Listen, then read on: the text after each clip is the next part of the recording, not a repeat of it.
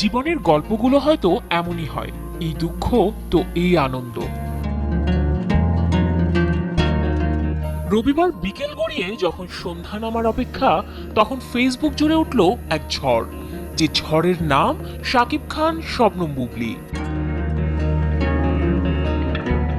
Life in USA লিখে জুড়ে দিয়েছেন কয়েকটি ইমোজি, হ্যাশট্যাগ দিয়েছেন আমেরিকা, এমন ক্যাপশনের সাথে 11টি ছবি পোস্ট করেছেন শবনম বুবলি।